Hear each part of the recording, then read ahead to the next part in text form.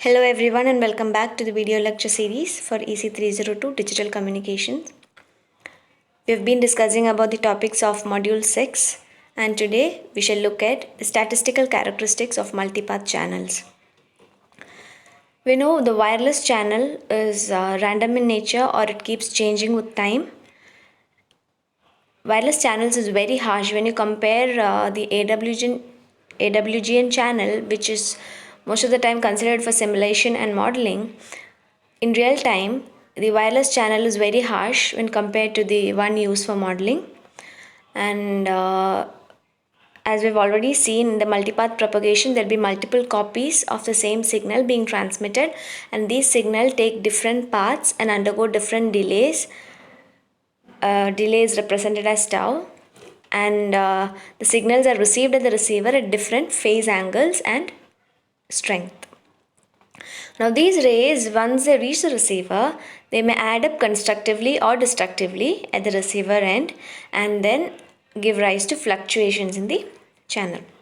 Now the multipath channel can be viewed as a linear time variant system where the parameters, as I told you, it is random in nature. The parameters will keep changing with time. The channel impulse response, if we consider the channel impulse response h of t comma tau, where it is a function of both time and the propagation delay tau, you can consider it to be a two-dimensional equation or two-dimensional function. The output of the channel y of t can be expressed in terms of the impulse response and the input x of t as y of t is equal to the first equation, integral of 0 to infinity h of t minus tau comma tau and x of t minus tau d tau. Now, if the complex channel gains are considered to be Gaussian distributed, then at any time the value of the impulse response h of t comma tau, it could be Rayleigh distributed or Richian distributed. Now what is Rayleigh distribution and what is Richian distribution? In a multipath propagation, if there is a line of sight path directly between the transmitter and the receiver, then a model which is developed considering the line of sight path is referred to as the Rayleigh distribution, and if there is no line of sight path being considered, then it is Richian distribution. That is, for Richian distribution, the mean value is not 0, whereas for a Rayleigh distribution, the mean value is 0. Now, value for the channel impulse response are samples of random processes defined with respect to time, t and tau.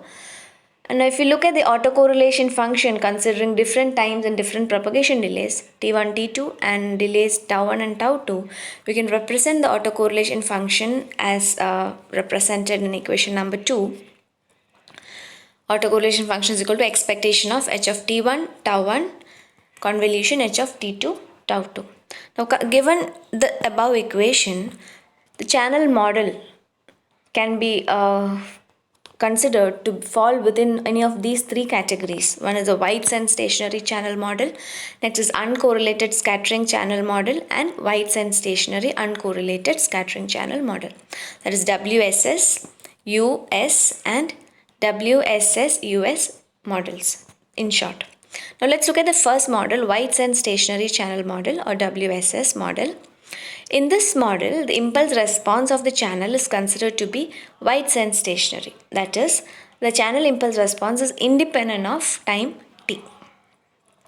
And the autocorrelation function is independent, that is, autocorrelation function r of t comma tau is independent of time instant t, and it depends on the differences in time intervals, that is, or time instance. Delta t is t2 minus t1, so it depends on delta t rather than the instant time t. Now where t1 is t and t2 is t plus delta t.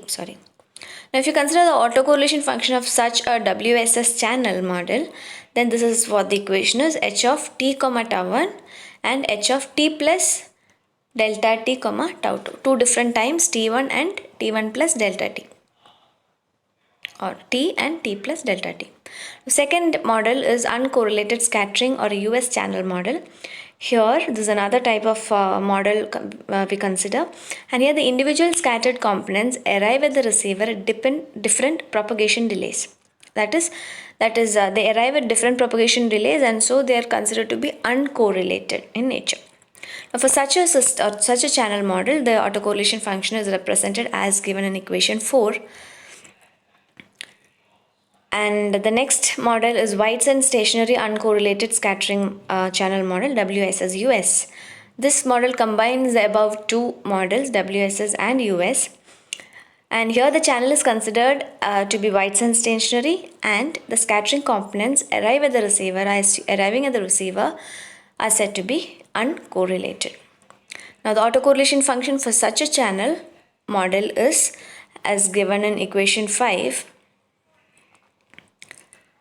And if you can take the Fourier transform of the above equation, then we get something called scattering function.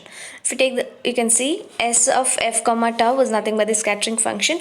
We have taken the Fourier transform e raised to minus j 2 pi f delta t. Now here Fourier transform of relative time delta t is considered as Doppler frequency. Scattering function is a function of Doppler frequency and the propagation delay if you look at the equation. Now, two important relationships can be derived from the scattering function. One is the power delay profile and the other one is Doppler power spectrum.